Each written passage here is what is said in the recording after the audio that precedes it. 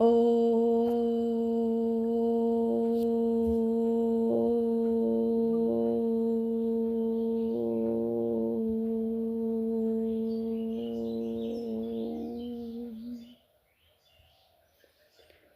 শান্তি।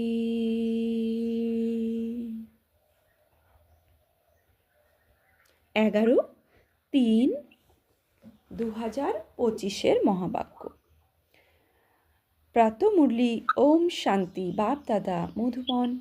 আজকের বাপদাদার অমূল্য মহাবাক্য হচ্ছে, মিষ্টি বাচ্চারা, বাবা এসেছেন বাচ্চারা তোমাদেরকে সুখ, স্বাচ্ছন্দ্য আর আরামের দুনিয়াতে নিয়ে যেতে। স্বাচ্ছন্দ্য আর আরাম থাকেই শান্তিধাম আর সুখধামে। শান্তিধাম আর সুখধামে কি থাকে? সুখ, স্বাচ্ছন্দ্য আর আরাম থাকে। তো শান্তিধাম পরম ধাম, আর সুখধাম কোথায়? সত্যযুগ, বৈকুণ্ঠ ধাম, স্বর্গ। তো আজকের মুরলি থেকে প্রশ্ন হচ্ছে, এই যুদ্ধের ময়দানে মায়া সবচেয়ে প্রথমে তোমাদের কোন ব্যাপারে আক্রমণ করে? উত্তরে বাবা বলছেন, নিশ্চয়ের উপরে। চলতে চলতে নিশ্চয়কেই ভেঙে দেয়, সেই জন্য পরাজিত হয়ে যায়। যদি নিশ্চয় থাকে যে বাবা অর্থাৎ যিনি সকলের দুঃখ হরণ করে, সুখ প্রদান করেন, তিনিই আমাদের শ্রীমত দিচ্ছেন, আদি মধ্য অন্তের নলেজ শোনাচ্ছেন, তাহলে কখনো মায়ার কাছে পরাজিত হতে পারে না। তাহলে নিশ্চয়ের উপরে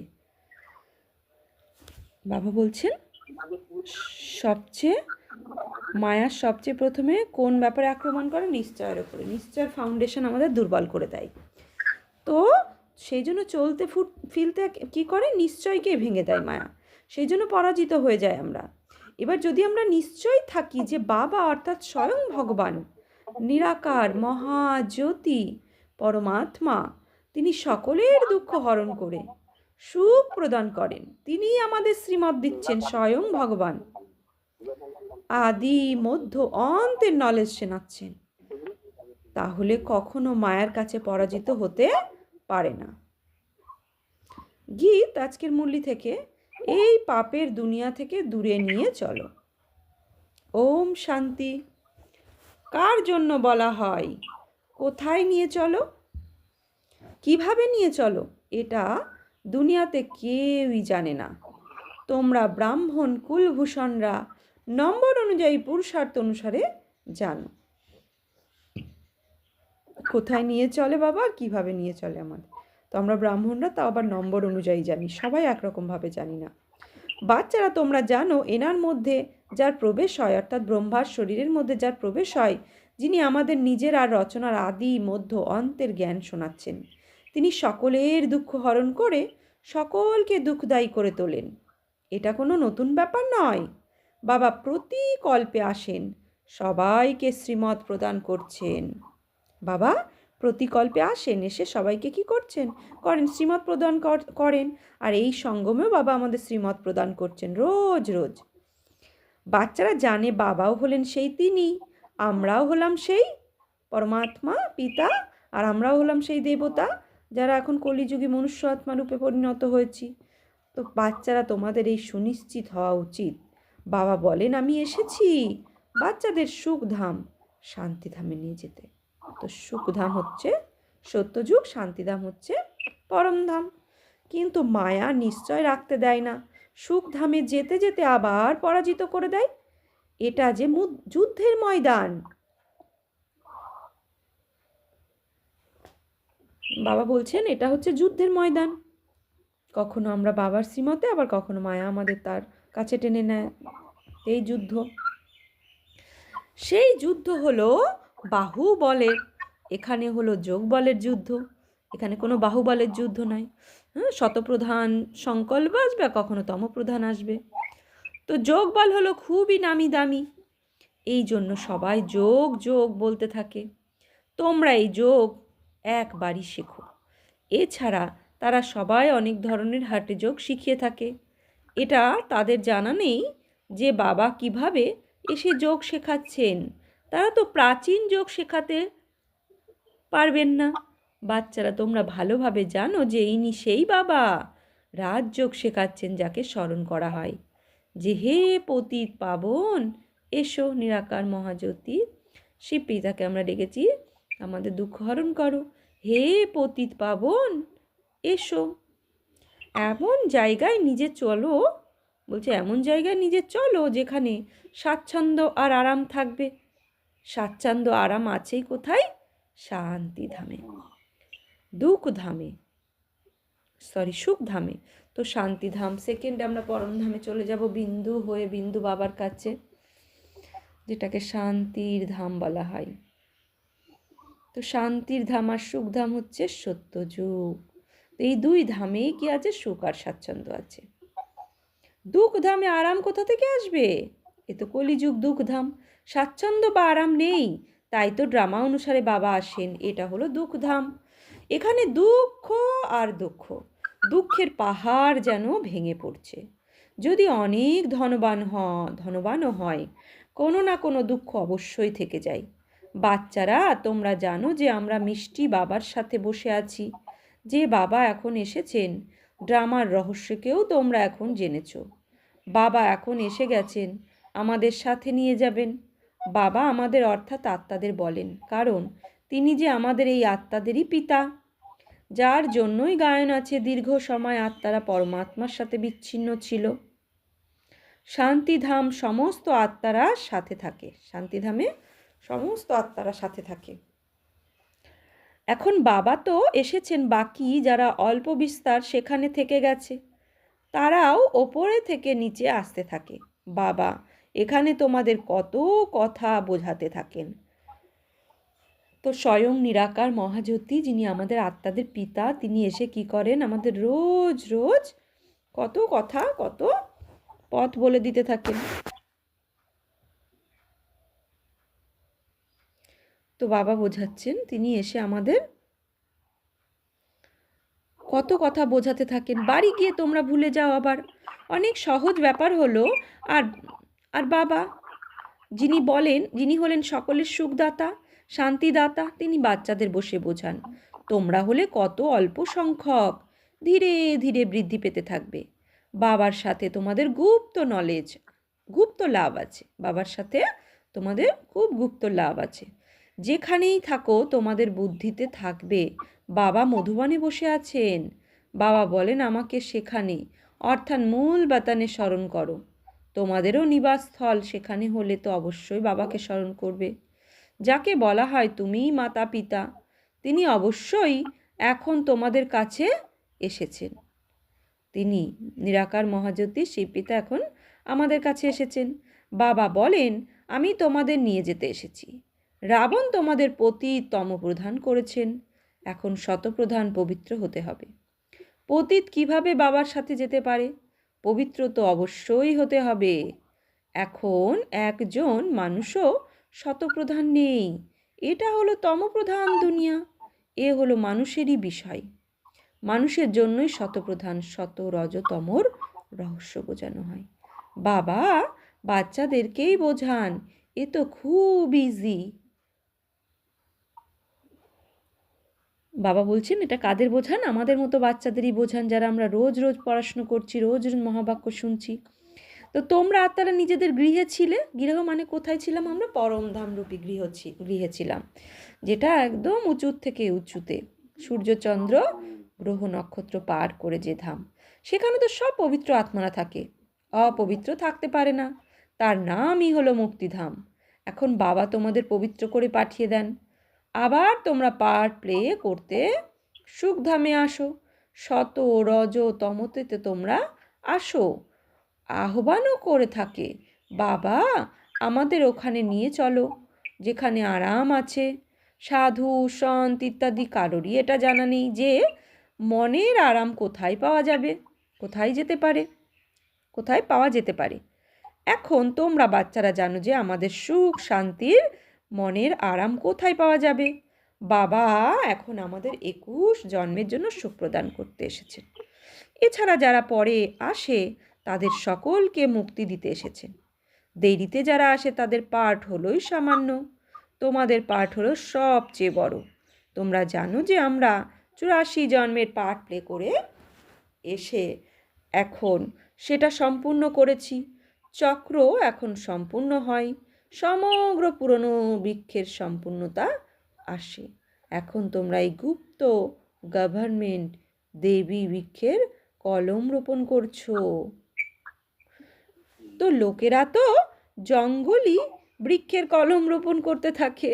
তো দেবী বৃক্ষের মানে যারা যারা কোর্স করে বাবার শ্রীমতে চলছে, রোজ মুরলি শুনছে, রোজ অমৃতবেলা উঠে যোগ করছে, নিজেকে পরিবর্তন করছে, নিজের মধ্যে শক্তি ভরছে, তো এগুলো কি দেবী বৃক্ষের কলম রোপণ করা হচ্ছে। তো তাকে আবার ধ্যান রাখতে হয়, তাকে যেন কি করতে হয়, ছোট চারা যখন রোপণ করা হয় তার বেড়া দিতে হয় যাতে কোনো অন্য জন্তু খেয়ে না নেয়।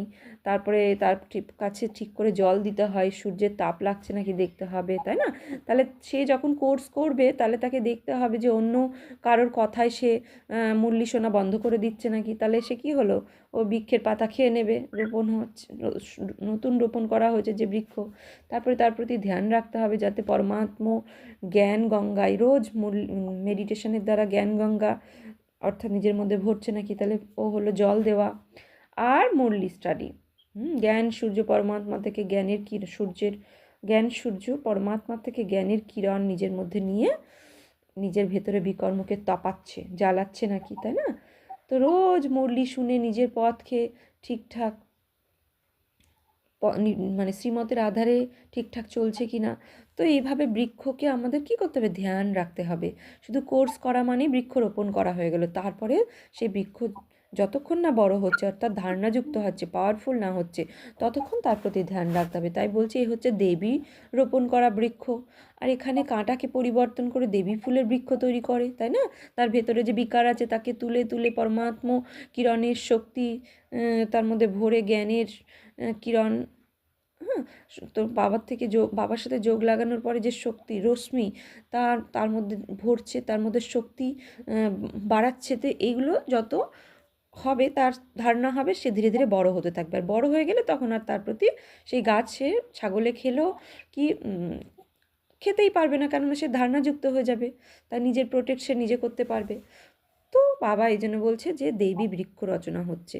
আর অন্যরা কি করছে, তারা আসুরি বৃক্ষ রচনা করে। তো সেটাও হলো গভর্নমেন্ট। লোকেরা জঙ্গলি বৃক্ষ রোপণ করে, এখানে বাবা কাটাকে পরিবর্তন করে দেবী বৃক্ষ তৈরি করছে, সেটাও হলো গভর্নমেন্ট, এটাও হলো গুপ্ত গভর্নমেন্ট। ওরাও কি করে, ওই কাটার যে কোনো বৃক্ষ রোপণ করে দেয়, যে বৃক্ষরোপণের যে পার্টিকুলার দিন তো গভর্নমেন্ট অর্ডার দেন। তো বাবা বলছে ওটাও গভর্নমেন্ট, আর এটা হচ্ছে গুপ্ত গভর্নমেন্ট। পরমাত্মা নিরাকার জ্যোতি গুপ্তভাবে আমাদেরকে তৈরি করছেন। তো তারা কি আর এরা কি করে, তারা কি করে আর এরা কি করে, কত পার্থক্য দেখো। তারা তো কিছুই বোঝে না, বৃক্ষের স্যাপলিং রোপণ করতে থাকে। সেই সব জঙ্গলে বৃক্ষ তো অনেক রকমের হয়, হ্যাঁ, কেউ এরকম কলম লাগায় তো কেউ আবার অন্য রকম লাগায়। বাচ্চারা বাবা এখন তোমাদের আবার দেবতা করে তুলছেন। তোমরা শতপ্রধান দেবতা ছিলে, আবার 84 জন্মের চক্র আবর্তন করে তমপ্রধান হয়ে গেছো। কেউ সব জন্ম পবিত্র থাকবে এটাই হয় না।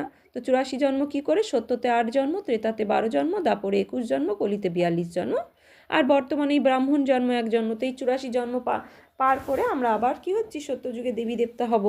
তো বাবা বলছে কেউ সব জন্মে পবিত্র থাকবে, হ্যাঁ, এটা হয় না। প্রতিটি জিনিস নতুন থেকে পুরনো হয়। তোমরা ছিলে 24 ক্যারেট সোনা, এখন হচ্ছে 9 ক্যারেট সোনার গহনা হয়ে গেছো, আবার 24 ক্যারেট হতে হবে। আর তারা যে এইরকম হয়ে গেছে, তাই না? আমরা শতপ্রধান তো একদম পারফেক্ট ছিলাম, 24 ক্যারেটের সোনা ছিলাম সত্যযুগে। তো ধীরে ধীরে ইউজ হতে হতে আমরা এখন 9 ক্যারেট হয়ে গেছি। তো আত্মারা যে এরকম হয়ে গেছে, তাই না? তাই জন্য কলিযুগী আত্মা হয়ে গেছি। যেরকম সোনা তার তেরকম গহনা। তো আমরা আত্মাদের মধ্যে যখন শতপ্রধানতা কমে গেছে, তখন আমাদের শরীরও এরকম হয়ে গেছে। তো গহনাও এরকম। সম্মান রক্ষার্থে কালো না বলে শ্যাম বলে দেয়। তো কালো না বলে কী বলে দেয়, শ্যাম বলে দেয়। শ্রীকৃষ্ণকে শ্যাম সুন্দর বলে দেয়, কালো বলে না সম্মানের অর্থে। শ্রীকৃষ্ণ কী ছিল, গোরা ছিল সত্যযুগে, আর কলিযুগে এসে তমপ্রধান হয়ে গেছে, বিকারী হয়ে গিয়ে এখন শ্যাম হয়ে গেছে। তো আর ডাক্তার শতপ্রধান পিওর ছিল, তারপর কত খাদ পড়ে গেছে, এখন আবার পিওর হওয়ার জন্য বাবা যুক্তিও বলে দেন, এ হলো যোগ অগ্নি, তোমাদের খাদ এতেই পরিষ্কার হয়ে যাবে, বাবাকে স্মরণ করতে হবে। বাবা নিজে বলেন আমাকে এইভাবে স্মরণ করো, আমিই হলাম পতিত পাবন, অনেকবার আমি তোমাদের পতিত থেকে পবিত্র করেছি। এটাও তোমরা আগে জানতে না, এখন তোমরা জানো যে আজ আমরা পতিত হয়েছি, কালকে আবার পবিত্র হব। ওরা তো কল্পের সময় লক্ষ বছর করে দিয়ে মানুষকে ঘোর অন্ধকারে ফেলে দিয়েছে, কল্পের বছর লক্ষ বছর বলে দিয়েছে, কিন্তু পুরো কল্প কত, 5,000 বছরে। তাই তারা ঘোর অন্ধকারে রয়েছে। বাবা এসে সকল বিষয়টিকে ভালোভাবে বুঝিয়ে দেন, বাচ্চারা তোমরা জানো যে আমাদের কে পড়াচ্ছেন, জ্ঞানের সাগর পতিত পাবন বাবা, যিনি হলেন সকলের সদ্গতিদাতা। ভক্তি মার্গে মানুষ কত মহিমা করতে থাকে, কিন্তু তার অর্থ কিছুই জানে না। স্তুতি করার সময় সবাইকে নিয়ে মিলিয়ে করে দেয়, যেন অতিরিক্ত গুড় মিশিয়ে বলে দেয়। যে যা শেখায় কণ্ঠস্থ করে নিয়ে মুখ শুধু রটতে থাকে, তাই বলছে গুড় মিশিয়ে দেয়। বাবা এখন বলেন যা কিছু শিখেছিলে সেই সব ভুলে যাও, ওইসবে কিচ্ছু পরিবর্তন হবে না, হয়ও নি আর হবে না, তাই সেসব ভুলে যাও। ভক্তিতে বেঁচে থেকেও তোমরা আমার হয়ে যাও, গৃহস্থ ব্যবহারে থেকেও যুক্তির সাথে চলতে হবে, এক বাবাকেই স্মরণ করতে হবে। তাদের তো হলো হঠ যোগ, তোমরা হলে রাজযোগী, বাড়ির লোকে কেউ এরকম শিক্ষা দিতে হবে, তোমাদের চলন দেখে সেরকমই ফলো করবে। নিজেদের মধ্যে কখনো লড়াই ঝগড়া করো না, যদি লড়াই করো তো আর সকলে কি মনে করবে, এর মধ্যে তো অনেক ক্রোধ রয়েছে, তোমাদের মধ্যে কোনো বিকার থাকবে না। মানুষের বুদ্ধিকে খারাপ করার জন্য আরেকটা জিনিস হলো বায়োস্কোপ, সেও যেন একটা হেল, সেখানে গেলেই বুদ্ধি খারাপ হয়ে যায়। দুনিয়া কত নোংরা হয়েছে, একদিকে গভর্নমেন্ট আইন পাস করে যে 18 বছরের আগে কেউ বিবাহ করবে না, তবুও প্রচুর বিবাহ হতে থাকে, ছোট কন্যাকে কোলে বসিয়ে বিবাহ করায়। তোমরা এখন জানো যে বাবা আমাদের এই ছি দুনিয়া থেকে নিয়ে যাবেন, কলিযুগী ছি দুনিয়া থেকে নিয়ে যাবেন, কি না কি হচ্ছে এই দুনিয়াতে, আমাদের স্বর্গের মালিক করে তোলেন। বাবা বলেন নষ্ট মোহ হয়ে যাও, শুধুমাত্র আমাকে স্মরণ করো, আত্মীয় কুটুম্ব পরিবারের মধ্যে থেকেও আমাকে স্মরণ করো, কিছু পরিশ্রম করলে তবে তো বিশ্বের মালিক হবে। বাবা বলেন মামেকম, অর্থাৎ একমাত্র আমাকে স্মরণ করো। শ্রীমদ্ ভগবদ্গীতাতে আছে সর্বধর্মান্য পরিত্যাজ মামেকম শরণম ব্রজ অহম তম সর্ব পাপেভ্য মোক্ষয়িষ্যামি মা শুচো। তাহলে সর্বধর্ম পরিত্যাগ করো, দেহ সহিত দেহের সম্বন্ধ, দেহের সর্বধর্ম পরিত্যাগ করো, যে আমি দেহ এটাকেও পরিত্যাগ করো, শুধু আত্মা ভেবে আমাকে স্মরণ করো, মামেকম স্মরণ করো। তো আসুরি গুণ ত্যাগ করো, রোজ রাত্রে নিজের তালিকা বের করো, এটা হলো তোমাদের ব্যবসা। এই ব্যবসা তালিকা বের করো মানে কি, আমার হিসাব, যে আমি কি খারাপ কথা বলেছি, কি খারাপ আচরণ করেছি, কি খারাপ ভেবেছি, তার তালিকা বের করে সেগুলো শুধরাও। তো এটা হলো তোমাদের ব্যবসা। এই ব্যবসা বিড়লাই কেউ করে থাকে, তো পতমেল চেক করতে হয় সারাদিনে, কতটা খারাপ করেছি আর কতটা ভালো করেছি। তো এই ব্যবসা বিড়লাই কেউ করে, 1 সেকেন্ডে কাঙালকে মুকুটধারী করে দেয়। কি ছিলাম আমরা, আমাদের ভগবান কি বানিয়ে দিয়েছে, এটা জাদুই হয়ে গেল, তাই না? এরকম জাদুকরের হাত তো ধরে নেওয়া উচিত, যিনি আমাদের যোগ বলের দ্বারা পতিত থেকে পবিত্র করে তোলেন।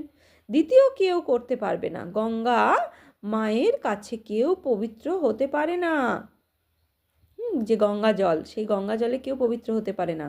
তোমাদের অর্থাৎ বাচ্চাদের মধ্যে জ্ঞান আছে, তোমাদের ভিতরে খুশি হওয়া উচিত, বাবা আবার এসেছেন। দেবীদেরও কত চিত্র ইত্যাদি তৈরি করে, তাদের হাতিয়ার দিয়ে ভয়ঙ্কর বানিয়ে দিয়েছে। কি বলছে, বাবা আবারও এসেছেন, আর দেবীদের কত চিত্র তৈরি করেন, তাই না দুনিয়াতে, কখনো শীতলা দেবী, কখনো লক্ষ্মী দেবী, কখনো নারায়ণ, বিভিন্ন দেবী দেবতার চিত্র তৈরি করে।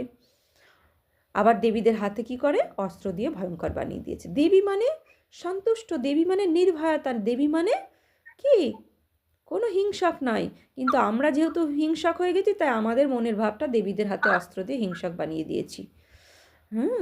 তো ব্রহ্মারও কত হাত দিয়ে দেয়। এখন তোমরা বুঝতে পারো ব্রহ্মার হাত তো লক্ষ সংখ্যক, অর্থাৎ ভুজা, অর্থাৎ আমরা যারা যারা ভগবানের সহযোগী হচ্ছি, অর্থাৎ রোজ মুরলি শুনছি, রোজ যোগ করছি, রোজ ঈশ্বরের কথা অনুসারে চলছি, তাহলে আমরা ঈশ্বরের সহযোগ দিচ্ছি এভাবে চলে, তাহলে আমরা ঈশ্বরের হাত হয়ে গেলাম না? তো এভাবে যারা যারা আমরা আমাদের জীবনে ভগবানের কথা নিয়ে নিজের জীবনকে পরিবর্তন করার চেষ্টা করছি, দুনিয়াকে পরিবর্তন করার চেষ্টা করছি, আমরা সবাই ব্রহ্মার হাত হয়ে গেলাম। তাই লক্ষ সংখ্যক হবে হাত, তাই বলছে।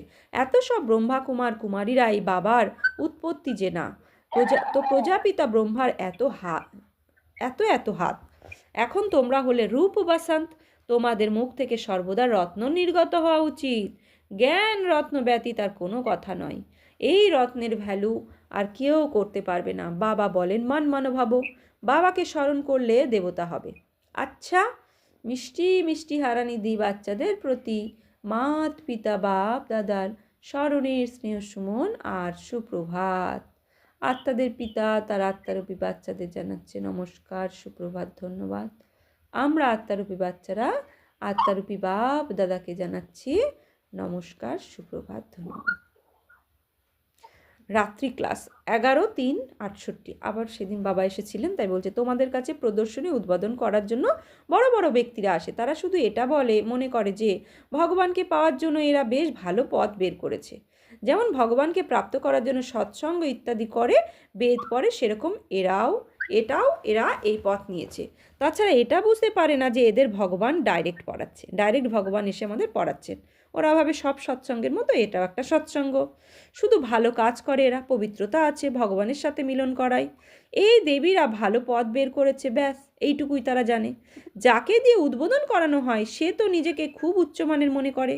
কোনো বড় ব্যক্তি বাবাকে মনে করে কোনো মহান পুরুষ, গিয়েও ওনার সাথে মিলিত হয়। ব্রহ্মা বাবাকে মনে করে কোনো মহান পুরুষ, সেই হিসাবে তার সাথে মিলিত হয়। এটা জানে না স্বয়ং ভগবান তার শরীর রূপী রথকে ইউজ করে এই জ্ঞান দিচ্ছে। বাবা তো বলেন প্রথমে ফর্ম ভরে পাঠাও। বাচ্চারা প্রথমে তোমরা তাদের কাছে বাবার সম্পূর্ণ পরিচয় দাও। পরিচয় ব্যতীত সে কী করবে? সেই বাবার সাথে তো তখনই মিলিত হতে পারবে যখন সম্পূর্ণ বিশ্বাস থাকবে। পরিচয় ব্যতীত মিলিত হয়ে কি করবে? বিত্তশালী কেউ এলে মনে করে আমি এনাকে কিছু দেব। গরিব কেউ 1 টাকা দেয়, বিত্তশালী যে 100 টাকা দেয়। গরিবের 1 টাকা ভ্যালুয়েবল হয়ে যায়। সেই বিত্তশালী লোকেরা তো কখনো স্মরণের যাত্রাতে সঠিকভাবে থাকতে পারে না, তারা আত্মা অভিমানী হতে পারে না। প্রথমে তো পতিত থেকে কিভাবে পবিত্র হবে সেটা লিখে দাও। তম প্রধান থেকে শত প্রধান হতে হবে। এর মধ্যে অনুপ্রেরণা ইত্যাদি কোনো ব্যাপার নেই। বাবা বলেন মামেকম স্মরণ করলে মোর্চে দূর হয়ে যাবে। প্রদর্শনী ইত্যাদি দেখতে আসে, কিন্তু আমরা 2-3 বার এসে বুঝলে তখন বোঝা যাবে যে কিছু তিল লেগেছে। দেবতা ধর্মের হবে, সে ভক্তি ভালো রকম করেছে, যদি কারোর ভালো লাগেও, কিন্তু লক্ষ্যকে ধরে না, তবে সেটা কোনো কাজের হলো। তোমরা ভালো এটা জানো যে তোমরা বাচ্চারা এটা জানো যে ড্রামা চলতে থাকবে, যা কিছু চলছে বুদ্ধির দ্বারা মনে করে কি হচ্ছে, তোমাদের বুদ্ধিতে 84 জন্মের চক্র আবর্তিত হতে থাকে, রিপিট হতে থাকে। যে যা কিছু করছে সে সেটাই করে। বাবা কার থেকে নেবেন তার হাত আছে। যদি সে কখনো সেন্টার ইত্যাদি খোলে, পয়সা কাজে আসে, তখন তোমাদের প্রভাব বের হবে। পয়সা আবার কি করবে? মূল ব্যাপার হলো পতিত থেকে পবিত্র হওয়া। সেটা তো হলো খুব কঠিন, এতে লেগে পড়ো। আমাদের তো বাবাকে স্মরণ করতে হবে। রুটি খাও আর বাবাকে স্মরণ করো। মনে করবে আমি তো প্রথমে বাবার থেকে উত্তরাধিকার নেব, আমি হলাম আত্মা। প্রথমে তো এটা সুনিশ্চিত করা চাই। এইভাবে কেউ যখন বের হয় তখন তীব্রভাবে দৌড়াতে পারবে। বাস্তবে তোমরা অর্থাৎ বাচ্চারা সমগ্র বিশ্বকে যোগ বলের দ্বারা পবিত্র করে তোলো। তাই বাচ্চাদের কত নেশা থাকা দরকার। মূল কথাই হলো পবিত্রতার। এখানে পড়ানোও হয় আর পবিত্রও হয়ে উঠতে হয়, স্বচ্ছও থাকতে হয়। মনের ভিতরে আর কোনো কথার স্মরণে থাকতে নেই। বাচ্চাদের বোঝানো হয় অশরীরী ভব। এখানে তোমরা পার্ট প্লে করতে এসেছো। সবাইকে নিজের নিজের পার্ট প্লে করতেই হবে, এই নলেজ বুদ্ধিতে থাকা চাই। সিঁড়ির উপরে তোমরা বোঝাতে পারো রাবণ রাজ্য হলোই পতিত, রাম রাজ্য হলো পবিত্র।